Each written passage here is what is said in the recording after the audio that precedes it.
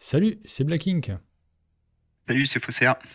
Bienvenue pour cette nouvelle vidéo de la Arkham JCE TV. Et aujourd'hui, on arrive avec le deuxième volet des contrées sauvages dédié à la campagne du Cercle Brisé. Alors pour faire quelques petits rappels par rapport à la vidéo précédente, parce que ça fait quelques semaines, on revoit rapidement du coup les grandes conclusions de l'analyse de la campagne qu'on avait faite, les spécificités de la campagne.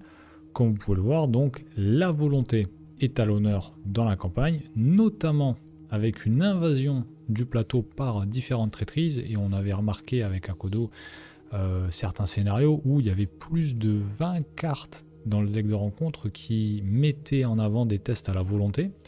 De mémoire, je crois que c'était dans le non secret, où on avait à peu près décompté, je crois, au Ouais, moins 20 cartes euh, ouais, ouais. dans de cet acabit, donc c'est quand même pas rien. Et évidemment, le fameux mot-clé hanté qui vient d'autant plus pénaliser un échec avec des effets néfastes, genre d'effets comme perdre des ressources, des actions, subir des dégâts. Ce mot-clé hanté qui peut être actionné tantôt via les lieux à cause d'un échec, mais tantôt parfois avec des cartes traîtrises et des ennemis. C'est ça. Donc bon, sans plus tarder, on va s'intéresser à la troisième et dernière partie de la vidéo qui est la proposition d'investigateur. Et on va commencer avec la première des classes, la classe gardien, avec Roland Banks. Qu'est-ce que tu peux nous dire sur Roland Banks, Akodo? Roland Banks, il a des statistiques qui sont plutôt moyennes, on va dire, aucune qui sort du lot. Il a certes une meilleure caractéristique en lutte avec une valeur de 4, mais bon, à côté de ça, il a 3 en intelligence, 3 en volonté, 2 en agilité. Mais ce qui va surtout être intéressant, je trouve, ça va être sa réaction qui va se déclencher lorsqu'il va vaincre un ennemi, il va récupérer un indice dans le lieu. Donc on le connaît bien parce que Roland Banks, il est sorti dans la boîte de base. La petite particularité sur le cercle brisé, c'est que cette réaction va permettre de récupérer un indice sans tenter un test d'investigation et donc du coup le risque de déclencher une capacité hantée. Ça c'est le premier point que je trouve plutôt positif et utile sur le cercle brisé. Ensuite c'est par rapport à sa construction de deck, donc il peut prendre des cartes gardiens de niveau 0 à 5 et des cartes chercheurs de niveau 0 à 2. Et notamment dans les cartes gardiens, il y en a quelques-unes qui sont particulièrement intéressantes pour cette campagne, comme entraînement physique de préférence au niveau max, donc au niveau 4, qui va permettre tous les tours de booster la volonté et la lutte. Puis après, il a accès à plein d'autres cartes. Le Saint-Rosaire qui va booster la volonté aussi. Frère Xavier. Le flambeau de Stuga qui est un autre moyen de gérer les ennemis. Et puis après, il y a toutes les cartes chercheurs qui sont bien utiles aussi à côté. Je pense qu'on aura l'occasion d'en rediscuter ensuite. Ouais, c'est vrai que bon voilà, il y a le fait de pouvoir contourner le mot-clé hanté avec sa réaction, et puis c'est vrai que le pool de cartes, avec les cartes, tantôt les cartes gardiens, tantôt les cartes chercheurs, c'est quand même assez intéressant parce que finalement, ça fait quand même pas mal de possibilités pour récupérer des indices sans test. On a à suivre son intuition, on a scène de crime, donc c'est vrai que Roland peut quand même bien tirer son épingle du jeu en la matière. Le deuxième gardien du coup qui est intéressant, c'est Zoé Zamaras, en tout cas c'est le gardien qu'on a retenu. Bon, évidemment, parce qu'elle a une statline intéressante avec son 4 en volonté, qui est quand même très bien pour gérer la campagne.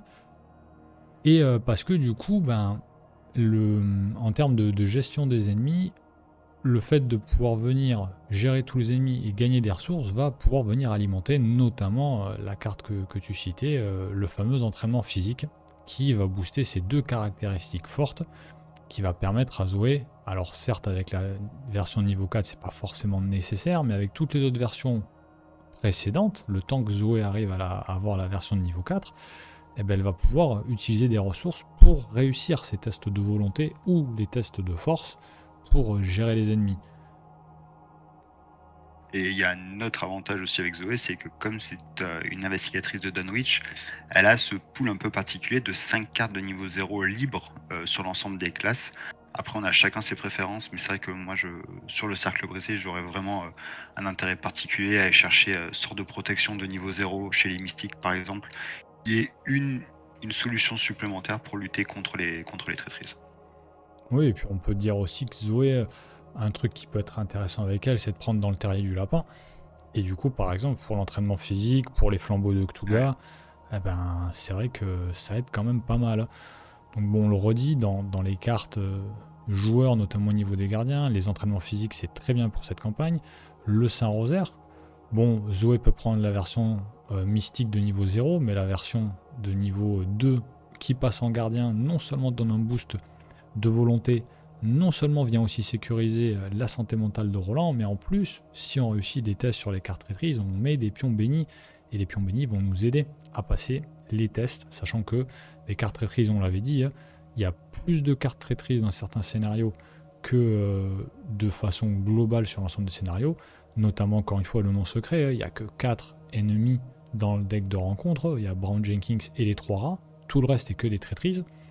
C'est vrai que sur ce scénario-là, le Saint-Rosaire de niveau 2 il sera rentabilisé. Ouais, d'une manière générale, c'est vraiment une très bonne carte. Moi, j'avais joué Zoé Samaras en solo sur Dunwich, avec notamment le Saint-Rosaire de niveau 2 pour alimenter en béni le Chaos Bag. Et ça avait déjà bien fonctionné parce que c'était une campagne où il y avait pas mal de tests de volonté. Mais alors, du coup, sur le cercle brisé, ça devient vraiment n'importe quoi. Il y a possibilité d'alimenter quasiment en continu le Chaos Bag. Pour peu que vous jouiez l'enceinte avec Zoé pour justement éliminer les ennemis, là vous avez vraiment un archétype béni qui est stable, construit et qui va très très bien fonctionner sur cette campagne. Donc bon, voilà, on l'a cité aussi, voilà, le frère Xavier qui donne ce boost en volonté, mais qui en plus de surcroît vient aider, on va dire, l'équipe, si jamais vous jouez en multi, avec du tank pour tout le monde, et le fait de pouvoir infliger des dégâts à des ennemis dans le lieu une fois que le frère Xavier est vaincu. Ouais. Et bon, on a parlé aussi du flambeau de Cthulhu, ces fameux sorts des confins de la Terre qui nous permettent de combattre tantôt la volonté, tantôt la force. Et c'est vrai que notamment dans le cas de Zoé, je trouve que ça s'y prête particulièrement parce qu'en fait, on peut envisager, avec les cartes qu'on a vues là, une Zoé qui est pas à 100% sur la volonté, mais quand même beaucoup, ce qui en fait presque une mystique quelque part, mais avec un pool de cartes en grande majorité gardien. Donc c'est quand même assez sympa. Ouais. Et puis au pire, il y a encore les compétences. Il y a plusieurs compétences en gardien qui peuvent permettre de booster cette volonté. Et on a du coup une Zoé Samaras qui est très complète. Il manquera seulement la possibilité d'aller récupérer des indices. Mais pour du multi en gestionnaire d'ennemis, elle va avoir de la ressource pour lutter contre les traîtrises et une excellente gestionnaire d'ennemis. Donc c'est vraiment c'est très complet. On va passer à la classe des chercheurs et la première proposition n'est autre que Mandy Thompson. Pourquoi Mandy? Quelque part pour les mêmes raisons que Roland, d'une certaine façon, c'est elle peut venir contourner ce mot-clé hanté. Bon, évidemment, déjà, elle a 5 en intelligence, donc échouer un test d'enquête, c'est pas tous les jours, mais en plus, avec sa carte signature, elle vient contourner ce problème de l'effet hanté. Bon, évidemment, ça ne fait pas tout. On le sait bien, Mandy a accès à un pool de cartes selon la classe secondaire qu'on lui choisit, qui est quand même faramineux. Étant donné que ce type de deck building, moi que je considère l'un des meilleurs du jeu, ce que fait Mandy, ce que fait Tony, ce que fait Gloria, ça laisse une adaptabilité assez folle. Et au vu de la campagne, Mandy, dans son pool de cartes, elle est quand même assez bien lotie. On pense à éprouver sa détermination, qu'elle peut prendre de niveau 1 pour annuler purement et simplement une carte traîtrise, en tout cas l'effet révélation d'une carte traîtrise. On pense à modifier la destinée de niveau 1. On a dit que le plateau était inondé de cartes traîtrises. Avec modifier la destinée, on va pouvoir nettoyer notre zone de menace notamment, avec en défaussant en fait simplement cette traîtrise non faiblesse qui n'est pas attachée à un ennemi, élite. Bon, évidemment, sort de protection, on en a déjà parlé, c'est juste un must-have. Si jamais vous décidez de prendre en classe secondaire la classe mystique, ou encore, plus récemment dans le pool de cartes, contre-espionnage, cette carte truand, qui permet aussi à Mandy de faire du contre par rapport au deck de rencontre, avec le bénéfice, si on y met les ressources nécessaires, de piocher une carte carrément dans notre deck. C'est vraiment en fait en fonction de de la classe secondaire qu'on va choisir chez Mandy, qu'on joue en solo, à 2 ou à 3, on a vraiment possibilité de s'adapter et de faire des decks différents qui seront toujours très efficaces sur le cercle, quoi. Ouais, sur le cercle avec Mandy, j'ai testé et Mystique et Truand. Alors c'était il y a longtemps, le pool de cartes n'était pas autant évolué, mais je sais que j'avais fait un deck Mandy, un deck Myriade, avec tantôt le Brolandas, le pendentif de l'arène et tout. Et bon, bah avec la capacité de pioche qu'on connaît des chercheurs, c'était allé très très vite et ça avait bien marché. Et puis évidemment, bon, bah, la Mandy Mystique, elle annulait quand même beaucoup de choses entre nier l'existence, sort de protection. Je crois que j'avais pris mémoire idéitique dans ce deck. Je sais plus, peut-être. Et ça m'avait fait du cancel en plus. C'était vraiment du luxe. J'avais pris un exemplaire, je crois, de mémoire idéitique. Ça avait bien marché. Ouais, et puis il y a une carte dont on n'a pas parlé pour Roland, mais qui va fonctionner avec une grande partie des investigateurs qu'on peut proposer ici. C'est la théorie orphique aussi, qui est sortie avec les clés écarlates, qui a un soutien Ouais. chercheur qui coûte 1 XP et qui rentre en jeu avec 4 secrets. Et en rapide, on peut dépenser un secret pour cibler une traîtrise en jeu. Et jusqu'à la fin du tour, on va supprimer le bloc de texte en fait de cette carte.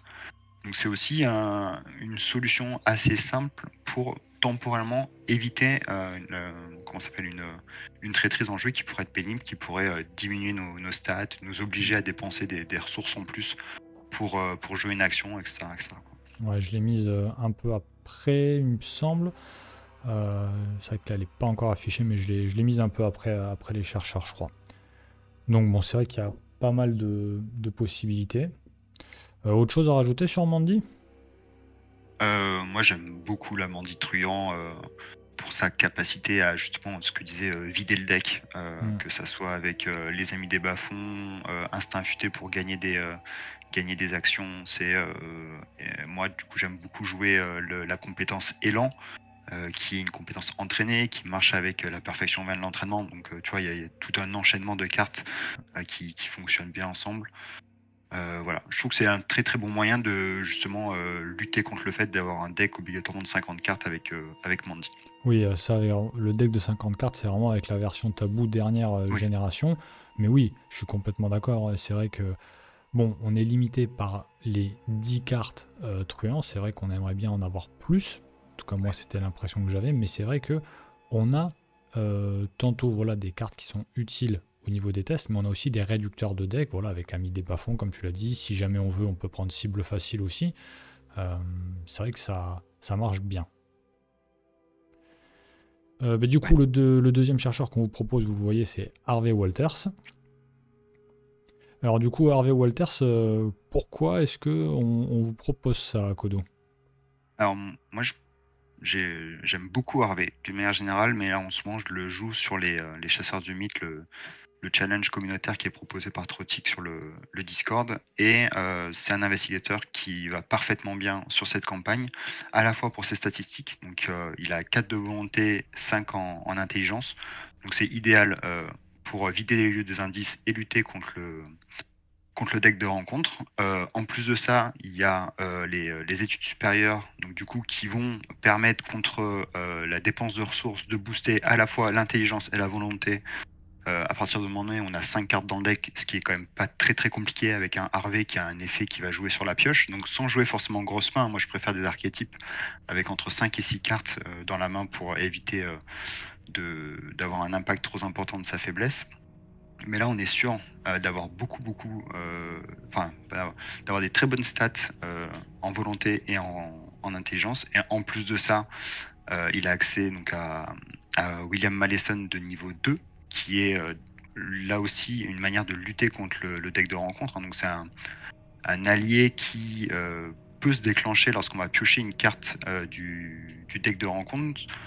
Si elle ne nous convient pas, on peut déposer un indice sur notre lieu pour en piocher une seconde et choisir laquelle des deux on va vouloir jouer. Et Et on enfin, défausse le l'autre. must-have.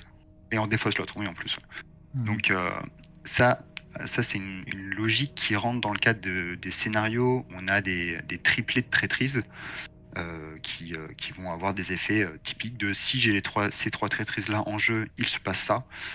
Notamment le flûtiste d'Azathoth, par exemple, qui peut rentrer en jeu, ou sur le dernier scénario, les traîtrises qui ont des effets directement sur Azathoth.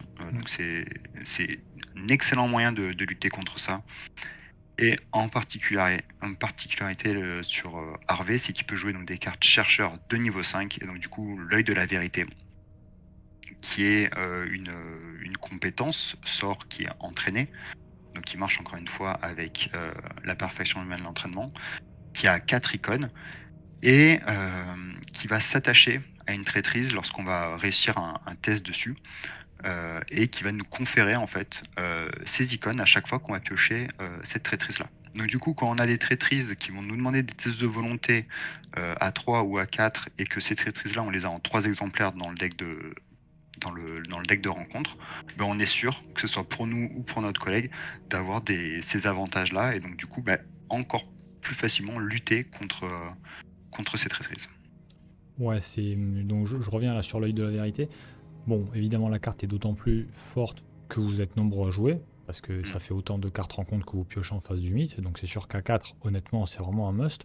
Même en solo, sur le cercle brisé, on l'avait dit, il y a une mécanique de défausse du deck de rencontre, avec tout ce qui est les sets des sorcières, etc. Donc, même en jouant en nombre restreint, duo solo, l'œil de la vérité pourra vous servir, parce que vous avez vraiment cette mécanique de défausse qui vient vraiment épurer le deck de rencontre. Et c'est d'ailleurs l'une des rares campagnes où, quand les intrigues avancent, vous ne remélangez pas systématiquement la défausse rencontre dans le deck de rencontre. C'est même assez rare que ça arrive. Donc pour ça, l'œil de la vérité, c'est vraiment un gros must pour gérer cet ensemble de traîtrises. Petite précision aussi sur Malison de niveau 2. En solo, on l'a dit, donc dans le cercle brisé, il y a un peu moins d'ennemis. Donc déjà, les chercheurs tirent un peu mieux leur épingle du jeu. Mais le William Malleson de niveau 2, au-delà de vous permettre de choisir en gros entre 2 cartes rencontres, et donc peut-être de venir défausser des ennemis pour laisser place libre aux chercheurs, si vous êtes en multi, c'est n'importe quel investigateur qui pioche une carte rencontre. Donc typiquement, on a ces cartes qui s'appellent le destin des sceaux, qui peuvent tantôt mettre des fatalités ou avoir d'autres effets néfastes.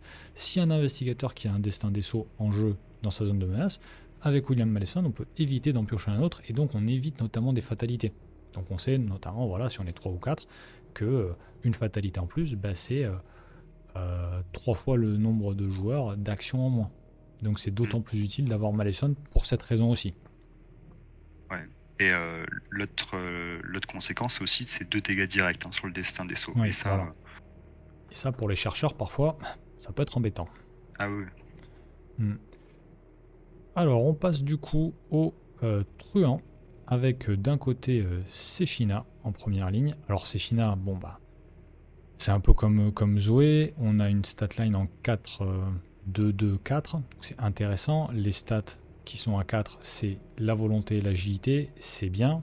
C'est bien parce que on va pouvoir gérer les traîtrises d'un côté avec la volonté. On va pouvoir échapper aux ennemis avec l'agilité.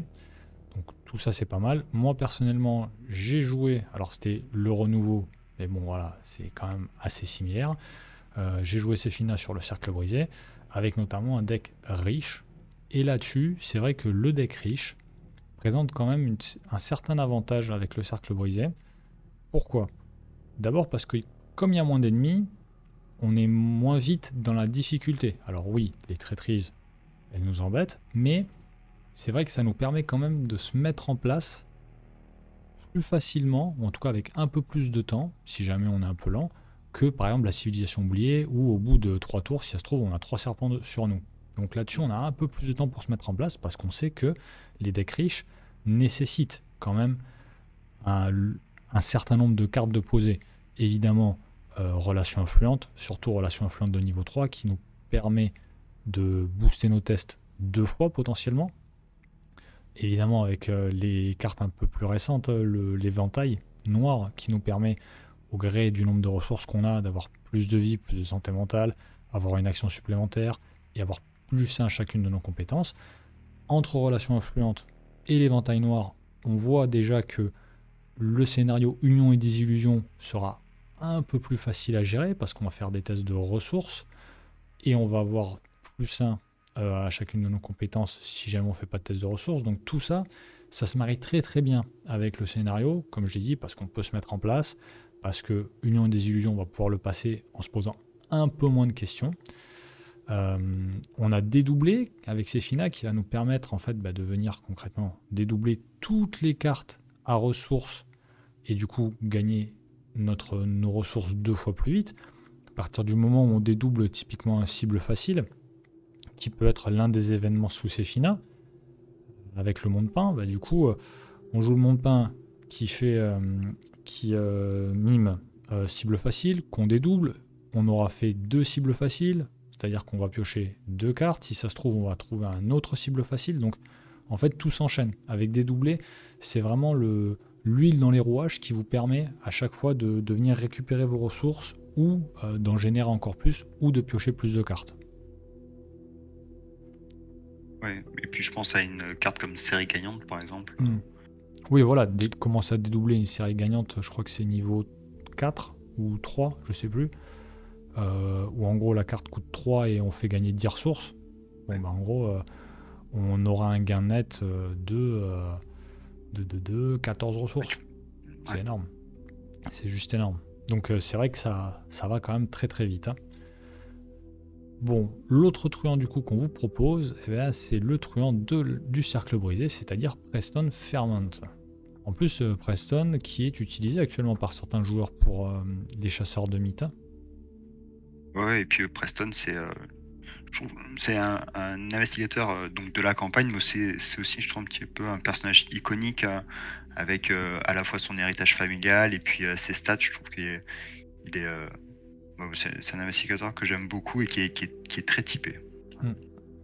Bon alors, évidemment, avec ses stats, vous allez dire, ouais, mais c'est super compliqué de le jouer. Bon, le deck riche avec Preston, où on accumule des ressources, est possible. C'est pas forcément comme ça que tout le monde le joue.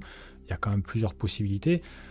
Après, il faut surtout se dire que voilà, en profitant de ces 4 ressources par tour qu'on a sur l'héritage familial, on a surtout ces fameuses cartes faveur et service qui peuvent aider Preston avec les rapports de service de renseignement pour avoir des tests, des indices sans test, ou contre-espionnage, qui nous permet, du coup, encore une fois, de venir écarter une carte traîtrise, voire de piocher une carte de notre deck à la place du deck rencontre. C'est quand même pas mal. Encore une fois, le fait que Preston ait tout cet argent à disposition, on peut partir sur un deck riche, mais un deck ultra dépensier où on dépense 4 ressources par tour, voire même plus, selon la génération qu'on a, c'est tout à fait faisable et ça nous permet de contourner la difficulté des scénarios en réussissant les choses sans test. Alors, évidemment, l'aspect sans test, c'est pas que avec ces cartes faveur, ces événements, mais on a aussi par exemple les trios de chats qui nous viennent avec Miss Doyle. On pense notamment à Augure pour tout ce qui est enquête et à Espoir pour tout ce qui est fuite des ennemis. Et c'est vrai que là-dessus, encore une fois, notamment avec un pool de cartes assez large, les truands ont quand même accès maintenant à un certain nombre de cartes pour venir faire tourner leur deck. Donc du coup, on va vite pouvoir en fait passer de Espoir à Augure à Zèle assez rapidement en les défaussant l'un l'autre, on les remélangeant dans le deck, etc. Donc c'est vrai que Preston là-dessus, il a quand même pas mal gagné avec encore une fois toutes ces améliorations, marché noir, ami des bas-fonds, tout ça. Ami des bas-fonds, il peut pas. Je crois que c'est illicite. Non, c'est illicite. Ouais, voilà. Donc, mais après, il a aussi accès aux cartes survivants, qui peuvent permettre justement de faire remonter des cartes de la discard ou ce genre de choses. Donc ça peut être aussi un autre moyen de récupérer des cartes qu'il aurait jouées pour continuer en fait à avancer. Et puis bon, il a aussi la possibilité de jouer l'épreuve du feu, qui est arrivée dans le cercle brisé, qui lui permet quand même de fixer la valeur de base d'une compétence à 5. Ça sert toujours, et c'est rapide. Ouais. Ah ben il y a des tours où qui sont un peu touchy. On peut avoir un adversaire qu'on veut absolument esquiver, ou un test par exemple sur une porte close qu'on doit réussir. Fixer sa compétence à 5 avec la version de base. On peut monter aussi jusqu'à 7 avec la version la version améliorée. Je sais pas s'il peut la jouer, n'empêche Non, la il néanmoins peut pas la parce qu'elle est niveau ouais, 3. ouais, c'est ça. Donc voilà, déjà ne serait-ce que se fixer à sa stat à 5 pour réussir à échapper ou à enquêter et ensuite bah, changer de lieu ou se sortir d'une mauvaise situation, c'est vraiment très très fort, quoi. Bon, si on est bon sur les truands, on va passer du coup aux mystiques. Et bon, évidemment, les mystiques ont la part belle sur cette campagne, contrairement à la civilisation oubliée. Et du coup, bon, on allait chercher des mystiques un peu inhabituels. Il y a toujours ces investigateurs un peu spéciaux qu'on vous met. La dernière fois pour Insong, c'était les survivants. Aujourd'hui, c'est les mystiques. Et du coup, pour les Ouais. mystiques, ben, on va parler de Agnès Parallèle. Alors, on va expliquer un peu plus pour le coup. Agnès Parallèle a la même statline que Agnès classique. Elle a juste inversé ses points de vie et ses points de santé mentale. Sa capacité en tant que coût supplémentaire pour jouer un événement sort, vous avez le droit de subir un dégât. Si vous le faites, réduisez de 2 le coût pour jouer cet événement et vous avez le droit de le mélanger dans votre deck au lieu de le défausser. Son signe des anciens plus 1, vous avez le droit de soigner un dégât. Bon, la statline, on n'en parle pas. 5 en volonté, c'est très bien. Jouer des événements sorts, ben, en chez en mystique, on va pas en manquer. Surtout que son deck building lui permet d'avoir des cartes mystiques de niveau 0 à 5, des cartes sorts, quelle que soit la classe de niveau 0 à 3, des cartes occultes de niveau 0 à 3 et des cartes neutres de niveau 0 à 5. Ouais. Et elle a un deck building qui a 25 cartes et pas à 30 Oui, initialement. On c'est vrai. peut Et voilà. anticiper sur pourquoi est-ce que c'est à 25, mais Oui, c'est vrai que du coup, oui, parce que dans les options supplémentaires, quand vous améliorez une carte sort, vous avez le droit à la place de payer le coût total en expérience de la version de niveau le plus élevé et de conserver la version de niveau inférieur dans votre deck. Donc concrètement, si vous voulez prendre sort de protection, modifier voilà, la destinée. Ouais. tout ce genre de choses, bon ben, en payant un surplus d'XP, et on sait que chez les mystiques, bon, ça se passe quand même assez bien au niveau de l'XP, eh bien, on peut réussir en fait à accroître le nombre de cartes qu'on a dans notre deck. Et surtout, on va accroître, en toute logique, des sorts qui vont nous permettre de annuler, ignorer des effets du jeu, notamment les cartes traîtrises. Bon voilà, on l'a dit, hein, sort de protection, nier l'existence, modifier la destinée. Je crois pas, non, elle peut pas avoir éprouvé sa détermination parce que ça a juste le trait esprit. Voilà, ça a juste le trait Ouais. esprit. Mais bon, voilà, ça fait quand même pas mal de cancels qui viennent nourrir le deck d'Agnès Parallèle. Hein. Ouais. Surtout que sa réaction va lui permettre de réduire les coûts et on sait qu'en mystique, la gestion des ressources, c'est quelque chose qui peut être compliqué. Mais c'est aussi compensé par son deck building, comme elle a accès aux cartes occultes de niveau 0 à 3, elle a accès notamment au miroir sacré des gardiens, qui est une excellente solution de soin, et donc du coup compenser le dégât qu'elle doit prendre avec sa capacité pour réduire le coût des événements sorts, et aussi par la suite les remélanger dans le deck. Donc là on peut vraiment avoir avec Agnès Parallèle une investigatrice qui va complètement qui va tordre le deck de rencontre. Et d'ailleurs, bon, il y a effectivement le miroir sacré, mais sa carte signature, l'héritage hyperboré avancé, donc la deuxième version de l'héritage hyperboré, bon, pour le coup, ça n'a plus rien à voir avec la version de base, hein, puisque elle tank, l'héritage hyperboré tank 3 points de vie, 3 points de santé mentale, c'est énorme. Après, seuls les dégâts et horreurs infligés par les effets d'une carte joueur peuvent être assignés à l'héritage hyperboré. Mais concrètement, qu'est-ce que ça veut dire ? Ça veut dire que quand Agnès va utiliser sa capacité pour s'infliger des dégâts, elle peut les mettre sur l'héritage hyperboré. Et ça tank 3. C'est quand même intéressant. Et les horreurs de sorts de protection peuvent être aussi tankées par sa carte signature. Sachant qu'il y a toujours cet effet, après que vous avez joué une carte sort, vous piochez une carte. Et là, en termes d'événements sorts, comme on va avoir quasiment que ça, ça va y aller. Franchement, ça va y aller. Ouais, c'est... Moi, j'avais testé le challenge des chasseurs du mythe avec une Agnès Parallèle qui tournait sur modifier. Alors, je vais simplement jouer modifier la destinée et sort de protection. Donc, très rapidement, j'avais 4 exemplaires de modifier la destinée, 4 exemplaires de sort de protection. Et Vraiment, c'en était presque absurde en fait. Mm. Je craignais plus grand chose. Et j'étais un des premiers achats à aller chercher, c'était le chasseur de reliques pour avoir à la fois l'héritage d'Hyperborée et le miroir gardien pour me soigner. Et puis après, Mm. c'était parti, hein, le grand classique avec des sorts, les sorts d'enquête, les sorts d'attaque des mystiques. Et puis c'était, moi j'en ai eu une très bonne expérience. Ouais. Ouais, j'aime beaucoup aussi Agnès Parallèle. J'ai vu un de mes amis la jouer avec moi là, il y a pas si longtemps que ça. Et du coup, je me suis pris à vouloir faire un deck avec. Alors, je n'ai pas encore eu l'occasion de le tester. J'ai pas fini les campagnes que je suis en train de faire. Mais c'est le prochain deck que je vais tester. Ah, il y a le fait de pouvoir avoir accès aux cartes occultes de niveau 0 à 3, c'est quand même énorme. Parce que tantôt, elle peut avoir le miroir sacré de niveau 3. Tantôt, elle peut avoir le lexique occulte de niveau 3. Ouais, Et aussi. c'est vrai que les mélodies apaisantes, ce sont des sorts. Les rituels de sang, ce sont des sorts. C'est- Aussi, ouais. Et en fait, du coup, en gros, mon objectif avec ce deck, c'est réussir à avoir un deck avec, en gros, 3 mélodies apaisantes et 3 rituels de sang, parce que je suis censé être le combattant dans l'équipe, dans le duo, Ouais. là, pour le coup. Et du coup, faire tourner le deck avec 6 cartes comme ça. Je vais voir si j'y arrive, mais c'est un peu l'idée. Et puis la mélodie apaisante qui va soigner, puis en fait faire piocher, Mm, qui va déclencher l'héritage hyperborique, qui va encore te faire piocher. c'est ça. Ça va être... c'est bon. Donc bon, on verra bien.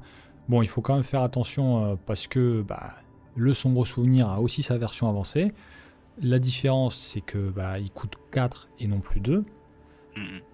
Bon, il met toujours une fatalité sur l'intrigue en cours et peut faire avancer. S'il est dans notre main à la fin du tour, on le révèle, on subit 2 horreurs. Donc ça peut quand même aller vite, sachant que cette Agnès-là n'a que 6 points de santé mentale. Ouais. Par contre, évidemment, euh, vous pouvez utiliser la capacité d'Agnès pour jouer le sombre souvenir, et du coup réduire de 2 son coût. La capacité étant en 2 morceaux, vous pouvez subir votre dégât, et vous n'êtes pas obligé de remélanger le sombre souvenir derrière. C'est une possibilité. Donc c'est intéressant. Honnêtement, oui. Enfin, je sais que je pense que moi je m'en servirais parce que payer 4 ressources chez un mystique, ça fait quand même mal. Hein. Ouais. Ouais, c'est mon conseil hein, sur ce deck-là, c'est qu'il faut vraiment avoir une gestion des ressources aux petits oignons avec soit la robe de la nuit, soit vraiment ne pas avoir peur de jouer des événements qui vont produire des ressources. Parce que cette faiblesse peut vraiment être extrêmement pénible. Enfin, même game break, en fait, si on est engagé avec des ennemis et qu'on va devoir la garder en tour en main, enfin la garder en main pardon, durant un tour ou 2 tours, ça peut nous foutre en l'air, quoi. Bah, D'ailleurs, tu vois, dans ce deck, là, Agnès Parallèle qu'il faudra que je teste, je crois que c'est le seul deck où je me suis dit, tiens, je suis gestionnaire d'ennemis, on est que en duo, je vais mettre, je vais tenter de jouer la transmutation alchimique pour gagner des ressources. Ouais, Bon, ouais. évidemment, surtout la version XP, là, évidemment, mais je pense que voilà, avec un 5 de volonté de base, plus les petits boosts, etc. et tout, la transmutation alchimique va me permettre de générer pas mal de ressources. Certes, ça coûte une action, mais en duo, le combattant peut se le permettre. Hein. Ouais. Mais moi, j'ai joué planque, hein, basiquement, hein, Ah parce ouais. que j'avais pas de quoi générer de la ressource via les pions avec en français La c'est Voidra. la voie de rat, ouais, Mm. merci. Donc du coup, j'ai joué 2 planques. Comme le deck était à 25 cartes en début de campagne, je les voyais quand même très facilement et je faisais toujours en sorte d'avoir un minimum, un petit pécule pour toujours pouvoir contrer la faiblesse au cas où. Mm. Bon, du coup, voilà, on y revient. C'est là que j'ai mis la théorie orphique, Oui, elle peut la prendre du coup aussi. oui, tout à Euh, et c'est vrai que voilà, c'est une carte, bon, moi que je vois très peu jouer. Personne n'en parle. Mais mmh, en tout cas, elle se prête particulièrement bien pour cette campagne, vu le nombre de traîtrises qu'il y a partout. Alors, on pourrait dire que perdre le texte imprimé sur sa boîte juste à la fin du tour, c'est pas assez. Mais en fait, concrètement, hein, il me semble que si on l'utilise au bon moment, ça peut nous permettre d'éviter quand même des... Typiquement, voilà, on pioche un deuxième destin des sceaux. Si on utilise théorie orphique, logiquement, l'effet devrait pas s'appliquer, si? Euh, Si, Euh, parce que le destin des sceaux demande si on a un oui, autre exemple de oui. destin des sceaux en jeu de Ouais, c'est mémoire. Donc du coup, comme tu mm, gardes le titre, mm. Oui, c'est ça. c'est pas Mm. possible. Par contre, alors moi je l'ai beaucoup joué sur les confins de la Terre. Mm. On change un peu, mais c'est pour voilà, parler du potentiel de la carte, parce qu'il y avait beaucoup de traîtrises qui fonctionnaient en disant à la fin de votre tour, si vous êtes toujours Oui. dans ce lieu-là, voilà. Mm. Et donc là, en l'occurrence, moi je l'ai joué aussi sur le cercle brisé pour les traîtrises en jeu qui me demandaient de payer une ou deux ressources supplémentaires, je ne sais plus, Oui. euh, par action que je voulais faire. Mm. Et donc là, Oui, c'est ça. bah là, je pouvais pas me le permettre. Là, j'avais des decks qui étaient très Trop cher. restreints. Et pareil, il y a la traîtrise, j'ai plus le nom en tête, qui diminue de 1 la caractéristique au début. Mm. Pardon, je vais le refaire. Qui, lors du premier test, diminue de 1 notre caractéristique. Euh, bon, bah voilà, moi, je voulais pas m'embêter avec ça. Donc, théorie Orphique, ça prend pas de slot. Il y a 4 secrets dessus. C'est largement suffisant pour les moments dont on pourrait en avoir besoin. Mm. Oui, il y a aussi les traîtrises dont l'effet se déclenche quand le deck de rencontre est à court de cartes. Mm, Et c'est vrai tout que à du fait, coup, oui, oui. si on utilise l'effet à ce moment-là, bah en fait on passe à côté de l'effet négatif de la traîtrise et on est tranquille. Ouais, ouais. Ah Mm. bah on est content de pas prendre 2 horreurs parfois, hein. Ouais. Oui, parce qu'elle est quand même généreuse en horreur cette campagne. Ouais, ouais. Mm. Bon, modifier la destinée, les deux versions, on en a parlé. Et du coup, on arrive à Gloria Goldberg. Donc du coup, Gloria qui est une investigatrice en promo uniquement pour l'instant. On n'a pas la version entre guillemets standard. Tout à fait, Euh, ouais. Même si du coup, ouais, effectivement, on en parlait tout à l'heure, au verso de cette Gloria, on a les noms, a priori, des cartes signatures standard. Ouais, J'ai c'est ça. Comme je l'ai jamais joué, je ne m'en étais pas rendu compte, mais bref. Donc Gloria, 5 en volonté, 4 en intelligence, donc on sait pourquoi est-ce qu'elle est utile en matière de statistiques déjà là-dessus. Et puis après, bah, évidemment, pour ceux qui la connaissent, ça ne fait aucun doute, sa capacité, elle est juste énorme. Vous choisissez l'ordre des investigateurs lors de la phase du mythe, puisque normalement c'est toujours l'investigateur principal qui pioche en premier, hein. Là, en fait, à chaque tour, vous allez pouvoir choisir. Et en réaction, quand vous regardez au moins une carte du deck rencontre, regardez une carte supplémentaire et choisissez une carte non élite parmi celles-ci. Défaussez-la, placez-la sur le dessus du deck rencontre ou placez-la face cachée sous Gloria Goldberg. Maximum de 3 cartes sous elle. Donc, bon voilà, là il n'y a pas de secret. Gloria, elle vient complètement annihiler les traîtrises qui fonctionnent par triptyque. Elle vient épurer le deck de rencontre des ennemis. Euh, Même les rats dans le non secret, bah, en fait, on va pas les voir quoi. C'est juste super fort. Ouais. Gloria fait le café et elle a en plus sa carte signature qui est une alliée qui va avoir. Moi, je l'utilise beaucoup, ne serait-ce que pour ces 3 points de vie, hein, qui permettent un peu de compenser le faible nombre de points de vie que peut avoir Gloria. Et elle a une faiblesse, donc le Liberomnium, qui n'est pas très très pénalisante et on peut facilement tourner autour. Donc Gloria, c'est pour moi une investigatrice qui est de base extrêmement forte, que ce soit en solo ou en multi. Moi, je la joue en solo sur les chasseurs de mythes et qui est plus en fonction de la seconde classe qu'on va choisir, qui est hyper polyvalente. Mm. Bon, la carte faiblesse, la Liberomnium Finium, elle peut revenir, elle peut être récursive, puisque si aucune carte n'est piochée par cet effet, mélangez cette carte dans votre deck. Mais bon, comme tu le dis, la révélation, c'est piocher une carte rencontre non faiblesse au hasard sous Gloria. Donc déjà, on sait lesquelles on a. Parfois, on n'en aura même qu'une, donc quelque part, on peut s'y préparer. Cette carte C'est la gagne. meilleure stratégie d'ailleurs, hein. Oui, Mm. cette carte gagne péril. Bon, jusque-là, bon, ça peut être embêtant, mais sans plus. Ces effets ne peuvent pas être annulés. Bon, ok, exit nie l'existence. Vous perdez -2 à chacune de vos compétences tant que vous résolvez ces effets. Après, il y a aussi il y a des cartes traîtrises qui qui font pas de test. Donc, quelque part, avoir -2 à chacune de ces compétences, parfois on Mm. s'en fiche pas mal. Et sur le cercle brisé, mettre sous Gloria une traîtrise avec un test de volonté à 3, par exemple, quand on est de base à 5. Avec le malus, on serait à stat équivalente, mais Gloria a énormément de moyens de booster sa volonté passivement, que ça soit le livre noir en l'occurrence sur cette campagne-là, mais il y a aussi la clé de Saint-Hubert, il y a, je sais pas, Oui, bon, je pense par exemple, enfin, le Saint-Rosaire. voilà, il y a plusieurs moyens de booster sa volonté, même si on peut pas attribuer de carte pour booster ce test-là parce que c'est péril, il y a toujours moyen de s'arranger en fonction de la carte qu'on a mis en dessous, parce que c'est toujours un choix en fait. Donc la capacité de Gloria, on va la déclencher minimum une fois par tour, hein, parce qu'on n'est pas limité. Et en fait, on peut même au pire mettre un ennemi, par exemple un petit néophyte de la loge ou n'importe quoi en fait sous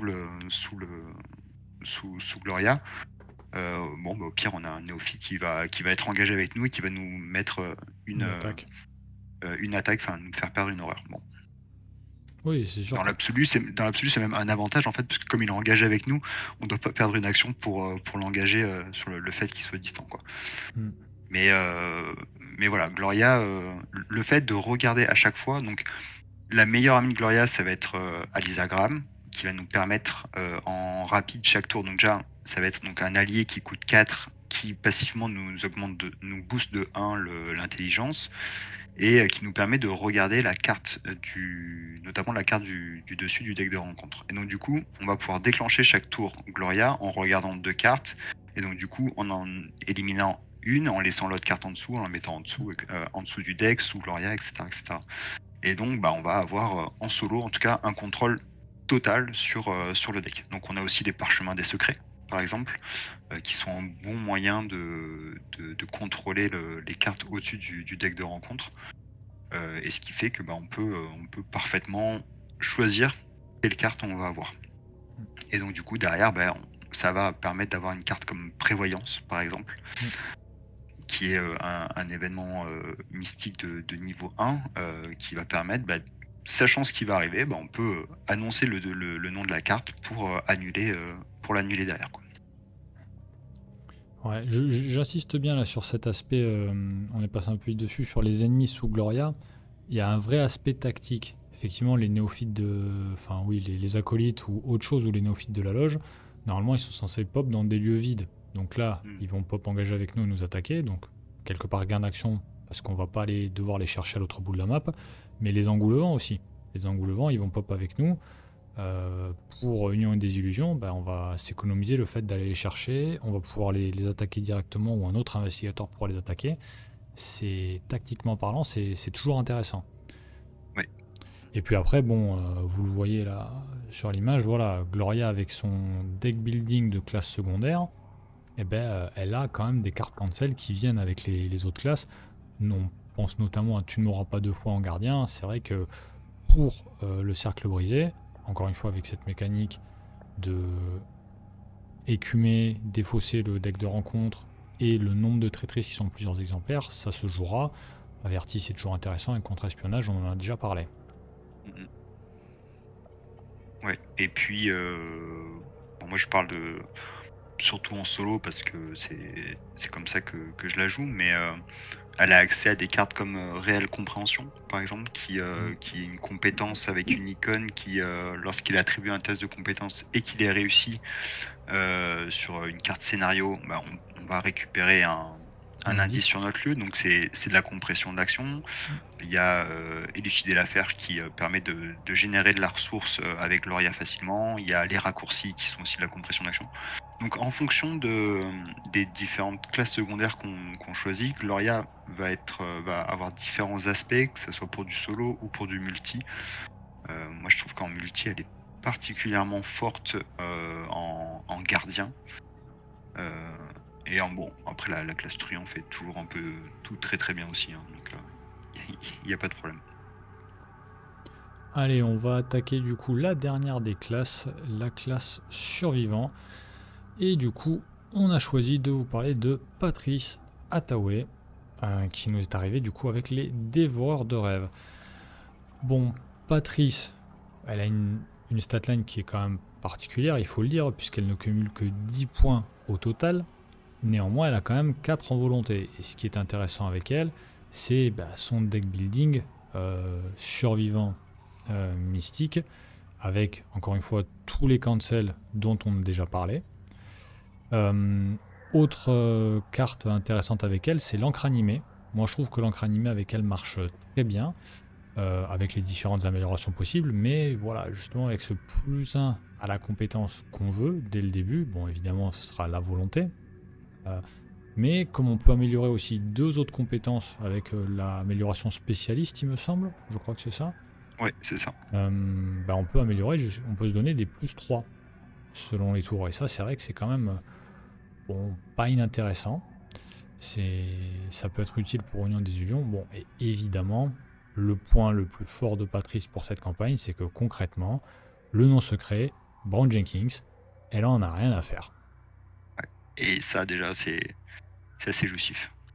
Ouais, ça, cette capacité à elle toute seule, moi, c'est l'investigateur qui m'a été attribué en solo aléatoire, hein, Patrice, et ben, je peux vous dire que le nom secret, et j'ai pas eu de mal, quoi. C'était plaisant comme scénario, alors qu'en vrai, je déteste. C'est pas que je déteste ce scénario, mais chaque fois, je suis tellement dégoûté de l'issue parce que Brown Jenkins, je le trouve insupportable.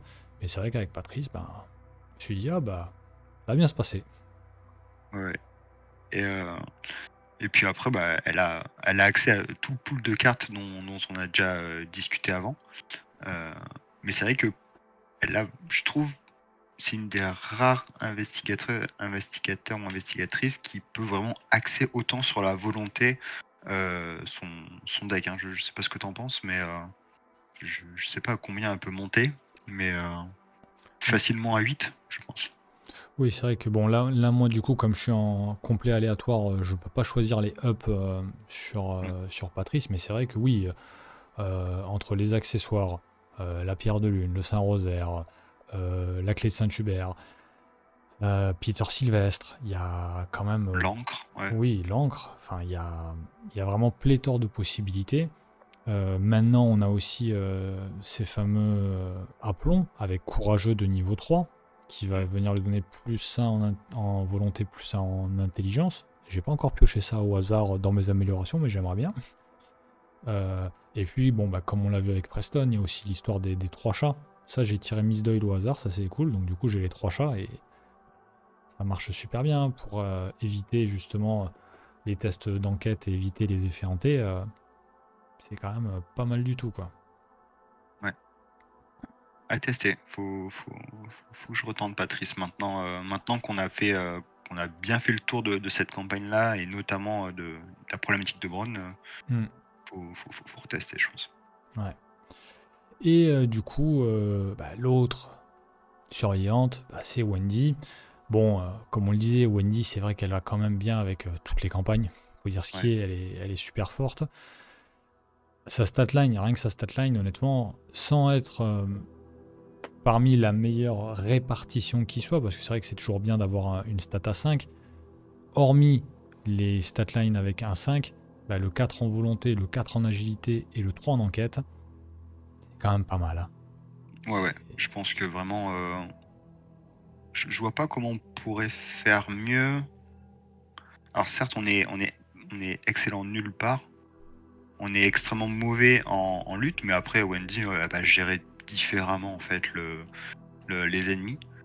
Mais même le 3 d'intelligence la rend en fait moyenne sur des tests en standard, quoi. Donc, Alors évidemment avec Wendy, on va pas partir en mode petite sœur de Stella Clark avec une stratégie vers l'échec, avec facilité d'apprentissage, c'est sûr qu'il faut éviter ça. Mais il y a quand même après, beaucoup... c'est un challenge au cas où. Hein. Ah oui, ça serait un beau challenge. Ouais. Mais c'est vrai que derrière, il y a quand même quelques archétypes qui sont très sympas à jouer avec Wendy. Il y a, avec sa capacité, il y a tout ce qui est défausse et jouer les choses depuis la défausse. Mais avec les cartes truands, elle peut avoir pas mal de gains d'action. Elle a une bonne... je trouve une bonne correspondance entre les deux classes pour la mobilité, entre d'un côté les chaussures de course, pour lui permettre de gagner en tempo, et partir en éclaireur, l'événement truand là, qui arrive avec les confins de la Terre. Oui. C'est... elle peut tout gérer. Et vas-y. J'ai envie de dire que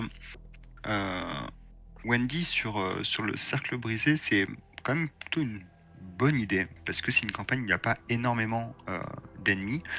Moi, je suis toujours un petit peu traumatisé par le dernier scénario sur cette campagne-là, et avoir une bonne mobilité pour venir se déplacer en fait sur la carte pour courir après le bon lieu pour finir devant le trône noir, c'est une très bonne chose. Donc du coup, avoir un cadre de volonté, des moyens de lutter contre le deck traîtrise et une bonne mobilité, je pense que Wendy,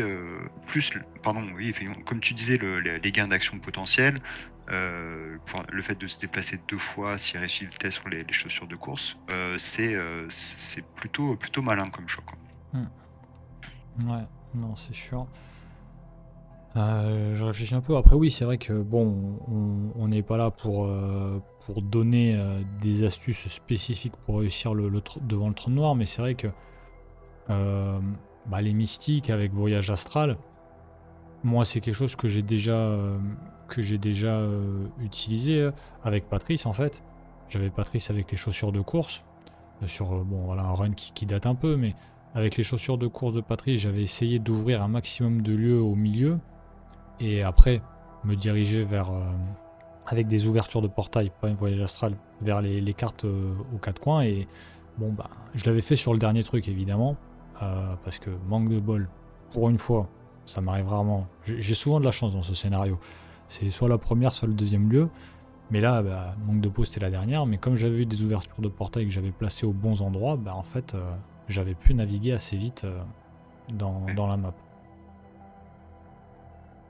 Ouais, quand c'est pas le cas, c'est galère. Moi, j'avais fait la même avec, on n'en a pas parlé avant, mais une autre astuce possible, c'est le raccourci amélioré, qui peut être notamment sur le troisième enchaînement de lieux, qui peut être une bonne solution pour retourner au milieu et gagner à chaque fois 2-3 actions. Ouais. Eh ben oui, modifier la ciné. L'épreuve du feu avec les survivants. L'épreuve du feu avec les survivants, celle de niveau 3, est vraiment très très bien, puisque en fait ça fixe la valeur de base de chacune de nos compétences à 5. Et pour Union et Désillusion, c'est juste topissime, quoi. Ouais. Ça suffit pour faire en sorte que le test sur le dernier lieu cercle, où c'est l'addition de toutes les compétences, ça se passe bien, parce que c'est bien la valeur de base. C'est-à-dire que tous vos boosts passifs, l'encre animée, Peter, je sais pas moi, la pierre lune, viennent s'ajouter. Et effectivement, encore une fois, on le disait avec Patrice, avec tout ce qu'on vient de citer, même Wendy, si elle a une pierre lune qui lui va très bien aussi, elle a déjà un plus 1 en volonté, plus 1 en agilité, ça lui fera 22 au total. C'est déjà très très bien, quoi.